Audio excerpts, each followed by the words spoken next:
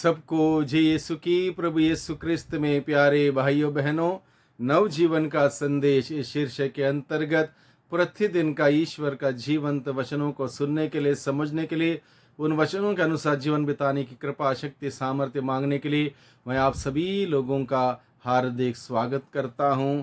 आज जुलाई की 29 तारीख है, सोमवार है, और आज के दिन में मुख्य संदेश हम सबों को यह दिया गया है, जो प्रभु की दृष्टि में जो उचित है उस कार्य को करने के लिए, उस जिम्मेदारियों को ग्रहण करते हुए उसको निभाने के लिए और प्रभु के दृष्टि में उचित कार्य करते हुए प्रभु के और नज़दीक आने के लिए प्रभु का वचन हमें निमंत्रण देता है। आज के लिए प्रसंग हमें दिया गया है, मार्ता और मरियम के घर में जब प्रभु गए उस प्रसंग को हमारे सम्मुख रखा गया है। सुसमाचार दिया गया है संत लूकस के द्वारा रचित सुसमाचार अध्याय 10 प्रसंग के 38 से 42 का छोटा सा प्रसंग है। यहाँ पर लिखा है, ईसा यात्रा करते करते एक गांव आए और मार्ता नामक महिला ने अपने यहाँ उनका स्वागत किया। इस प्रसंग को हम लोग गहराई से अध्ययन करेंगे। हमें लगेगा स्वागत के लिए मार्ता नामक एक स्त्री आई प्रभु को स्वागत करने के लिए अपने यहाँ, अपने घर में, और उन्हें स्वागत किया। स्वागत के बाद मार्ता प्रभु के पास नहीं है, प्रभु के चरणों में नहीं बैठती है, लेकिन वो व्यस्त थी और उसकी व्यस्तता के ऊपर भी मनन चिंतन करें तो यह ज्ञात होता है वो प्रभु के लिए ही व्यस्त थी, लेकिन वो बात प्रभु को पसंद नहीं आई। और ये बात पसंद नहीं आई, ये बात आज के सुसमाचार में बहुत ही स्पष्ट है। जैसे हम पढ़ते हैं, ईसा का स्वागत हुआ मार्ता से, लेकिन उसके बाद उसके पास समय नहीं रहा, वो यीशु के लिए समय नहीं दे पाई। मार्ता यीशु के लिए व्यस्त थी, यीशु के लिए व्यस्त थी क्योंकि बहुत सारे पकवान वो बना रही थी, लेकिन यीशु को यह कार्य पसंद नहीं था। मार्ता का व्यस्तता यीशु को पसंद नहीं आया। यीशु के लिए क्या पसंद है वह कार्य करना हमारे लिए उचित है। यीशु के लिए क्या पसंद है वही कार्य करना चाहिए, और ये कार्य करना हमारे लिए बहुत उचित है। हम अपने दिन प्रतिदिन के जीवन में विचार करें कि यीशु के लिए क्या क्या पसंद है।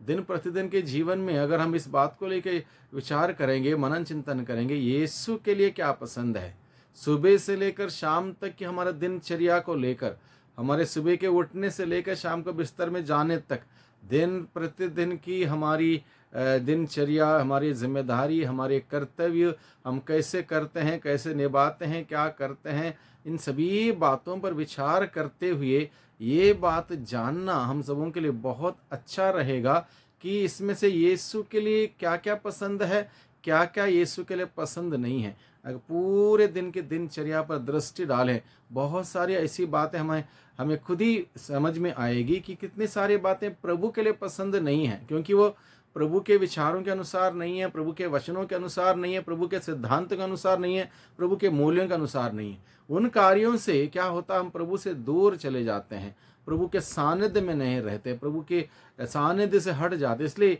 हमें वही कार्य करना है जो हमें प्रभु के नज़दीक लेकर आता है, प्रभु के सानिध्य में हमें रहने के लिए मदद करता है। वैसे कार्यों को करना बहुत ही ज़रूरी है। इसलिए संत पौलुस एफिसियों को लिखे हुए पत्र अध्याय 5 प्रसंग 10 में हम सबों को यही वचन देता है, आप पता लगाते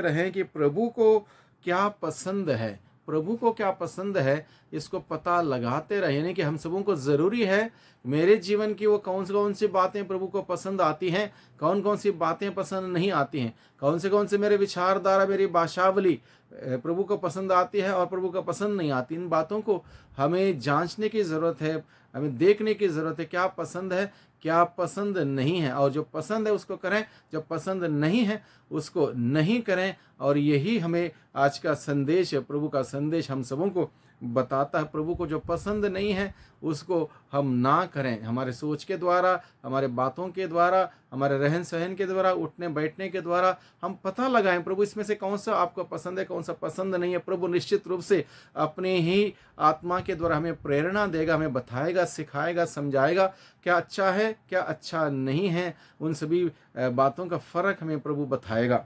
इसलिए प्रभु को क्या क्या पसंद है उसको पता लगाते रहें।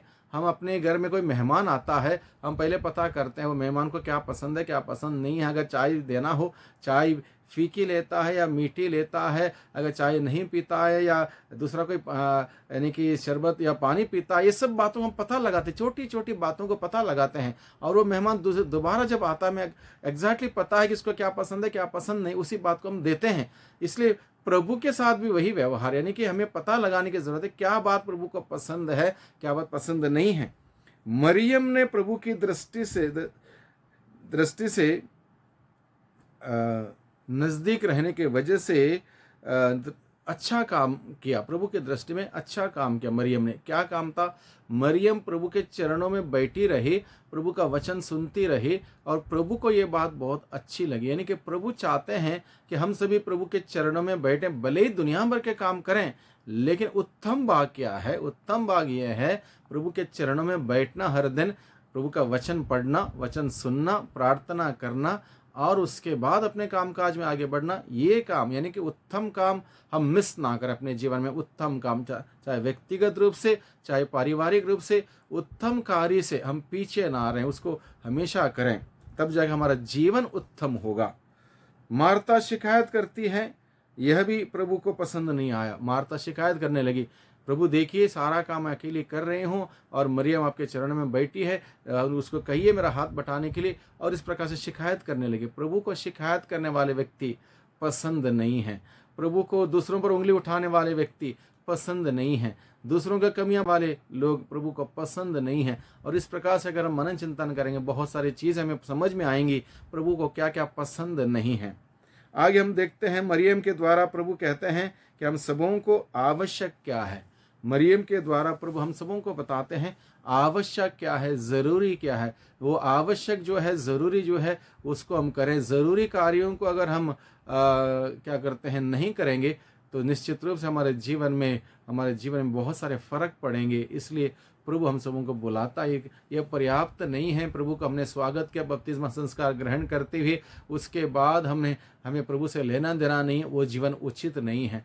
बपतिस्मा संस्कार के द्वारा प्रभु का स्वागत किया, उसके बाद प्रभु के वचनों के सहारे, प्रभु के बताए हुए मार्ग पर चलते हुए, अन्य संस्कारों को ग्रहण करते हुए प्रभु के साथ जुड़े रहना बहुत ही ज़रूरी है। प्रभु के चरणों में बैठना बहुत ही ज़रूरी है।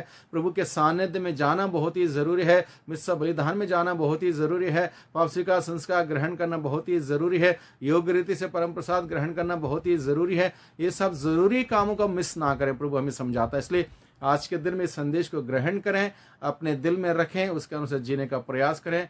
प्रभु की कृपा अनुग्रह हम मांगते रहें, और वही प्रभु हमारी दुर्बलता में हमें बल दें, हमारी सहायता करें। सबको धन्यवाद, सबको जय यीशु की।